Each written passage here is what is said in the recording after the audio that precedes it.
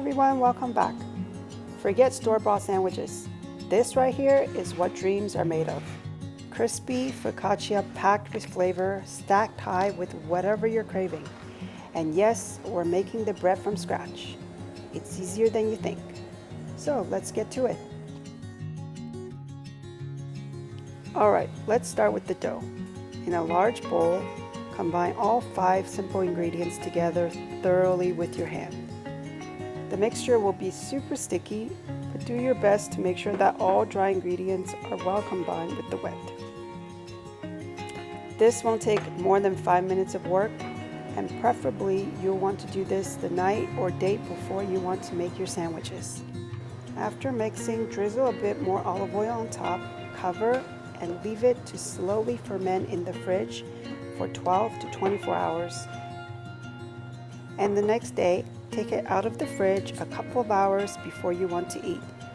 Pour the soft mixture out onto a baking tray lined with baking or parchment paper, and spread the dough out in a thin layer that covers most of the surface of the tray.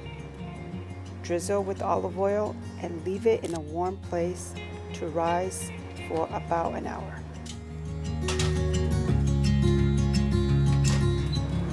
While this is happening, let's get all the components of the sandwich prepped and ready. Obviously, you can do whatever that your heart desires, but this combination has proven to be mind-blowingly delicious. I like to cut the aubergine and courgette into large, 1/2 centimeter thick slices, and the pepper a little bit smaller to decrease the cooking time. And while we're here, let's slice a juicy tomato. Now, with the aubergine slices, line them up on a wire rack and sprinkle salt on both sides to draw out the water. Remove the water from each slice, and then after that, season with garlic powder, black pepper, and drizzles of olive oil on both sides. Add the same seasonings plus salt and oregano to the courgette and bell pepper. Make sure the seasonings are well distributed.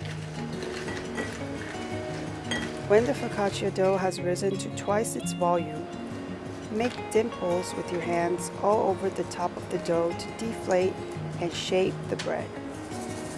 Sprinkle with finishing or coarse sea salt and bake it for 20 to 25 minutes in a 450 Fahrenheit, 230 Celsius oven.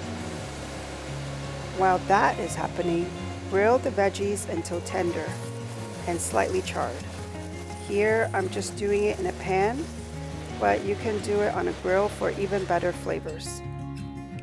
Now, with all our sandwich fillings ready to go, let's assemble this ultimate focaccia sandwich. First, carefully slice the bread through the middle. This is a thin focaccia, perfect for sandwiches. Next, for the spread, generously and evenly spread the sun-dried tomato tuna tapenade we made in our last video. If you didn't see that video, definitely give it a watch to get the recipe. Now you can layer the grilled veggies on the bottom side of the sandwich. Here I've included some thin slices of prosciutto, but you can definitely omit it if you don't want it. Tomatoes here are great to add that umami flavor and sweet juicy punch to the sandwich. And of course, when there's tomatoes, there is fresh basil from the garden, followed by a generous helping of creamy burrata cheese and tangy pickled red onions.